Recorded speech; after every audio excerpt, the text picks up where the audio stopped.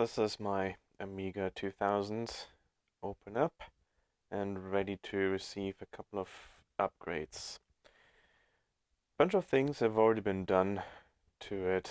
The entire board has been cleaned properly and recapped. Don't know if you can see that properly, but back there the good old Vata battery has done its job and spewed its guts over some of the board, so I've taken that out, cleaned it up with vinegar several times, and put a coin cell battery in instead. The whole machine works properly. It currently has kind of this stock 68,000 CPU, Motorola CPU in it, and I've been playing with a terrible fire accelerator, which works fine, but for some reason it extends the boot process to about 2 minutes for the whole machine. Seems to be booting much faster with the stock CPU in it. But we will be sticking in a very different, exciting accessory, which is a vampire accelerator. Still here in the original packaging. This is the model for the Amiga 500. It is compatible with the Amiga 2000, and we'll be adding a few very exciting new things. And here are two of them. One is an HDMI out, and the other one is an Ethernet port, so it can be taken online. Now, this is a bracket that I've made myself from a stock bracket that had a, I believe it was a video and an eSATA port. I don't remember correctly.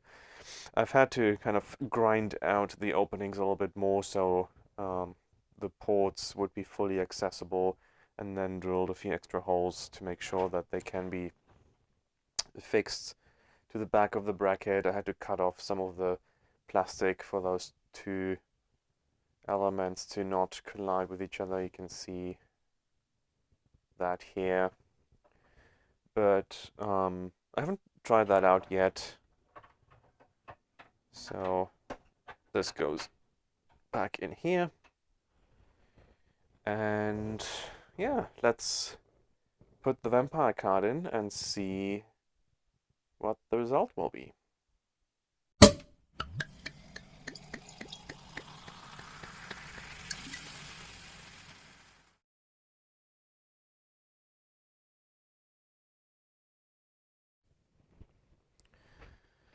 So I've put the drive bracket and the power supply back in. It's not fully screwed in yet because I'm still doing some testing with the power supply. Now I am trying to put the Vampire on the CPU relocator card that I used to have the Terrible Fire on as well, because I'm too lazy to pull the CPU. I think it should work. Plus, I don't know if this will actually fit under the drive bracket and drive assembly down here. If it doesn't work, we can always switch things around, but let's try and make it work on that relocator first. It helpfully says back of A2000, so we need to make sure we align the notches correctly. There's a notch here and here, so it should go onto the relocator like this.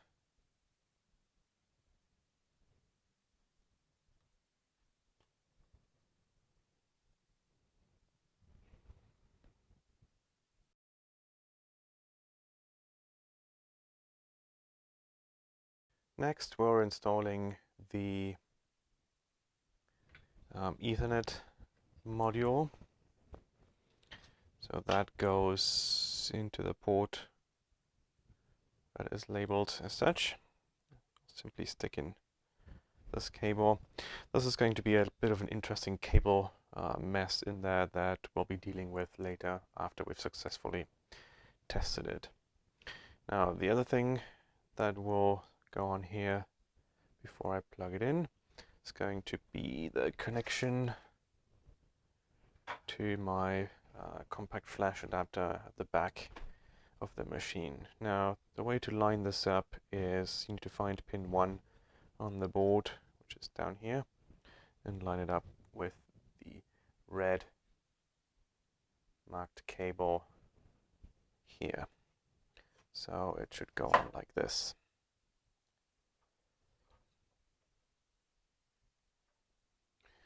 Now the reason there's a Molex cable attached to this is a 44 pin connector designed for 2.5-inch laptop drives. It goes into a 40 pin connector at the end of the card.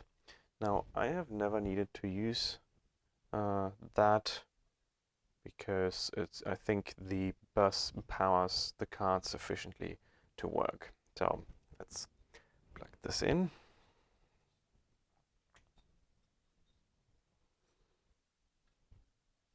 Making sure you still get the right direction. It says back of the Amiga. I do apologize for the abrupt interruption of the program, but at this point I got fed up with the blur and tracking feature in DaVinci Resolve, so I had to cut a bunch of material to make sure that the serial number on the Vampire card isn't visible. I was talking about how I installed Coffin OS on an SD card and then stuck that into a compact flash card adapter as a test to see whether that specific contraption would work in the Amiga 2000 to provide an operating system. So we'll pick up when I start testing the whole setup for the first time.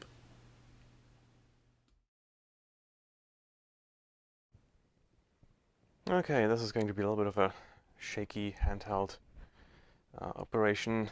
So everything's plugged in, mouse, keyboard, monitor. Our good old-fashioned 1080 is also on. So let's see what will be happening.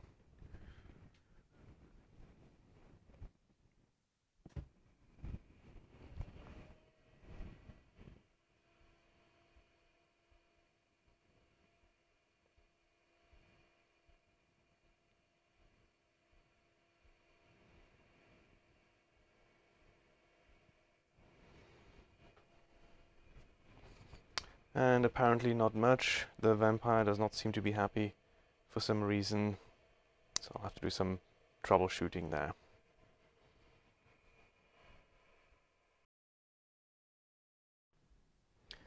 Alright, second attempt. Apparently you need to remove the original CPU. I managed to do that without bending or damaging any pins. In order for the Vampire to want to work. So I might as well later on just pull this out from where it is and move it back into the original CPU socket. That might also help alleviate the problem with the HDMI cable, although since that will essentially lay flat, this might be too short afterwards. So let's power this on again and see if that works any better.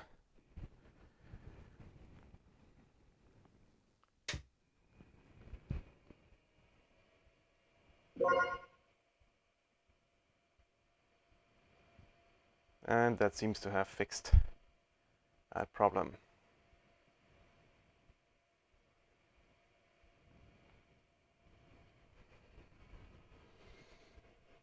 No more red lights on the Vampire. That's nice. Monitor.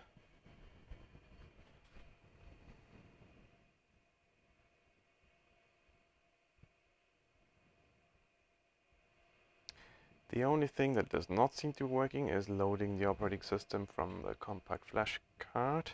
Yes. So it is asking now for a workbench disk, which means it couldn't find the Coffin OS installation. So let's fix that and I'll be right back.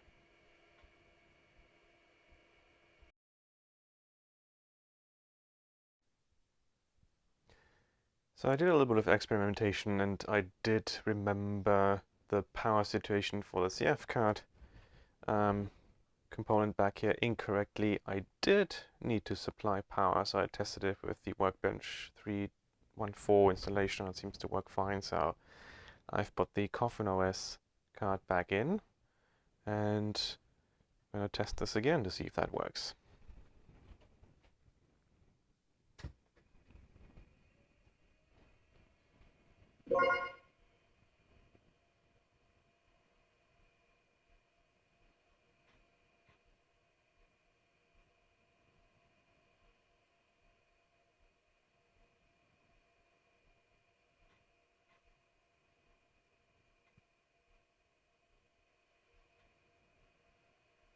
Aha!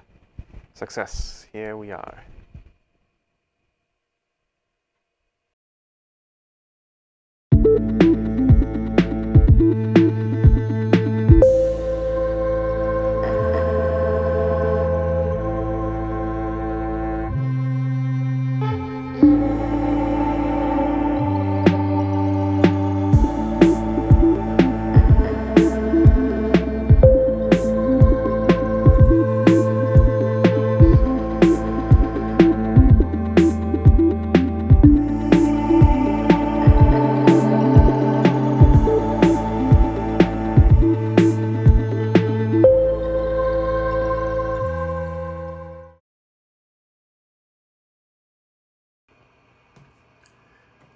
And there she is, my Amiga 2000 fully put back together.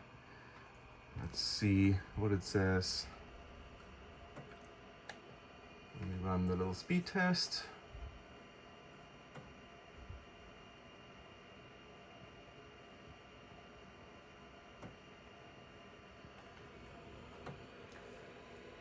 Hush a vampire. Surprise, surprise.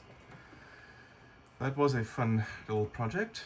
I think the first thing I'm going to do is make ADF images from a bunch of floppies I have flying around that need to be archived.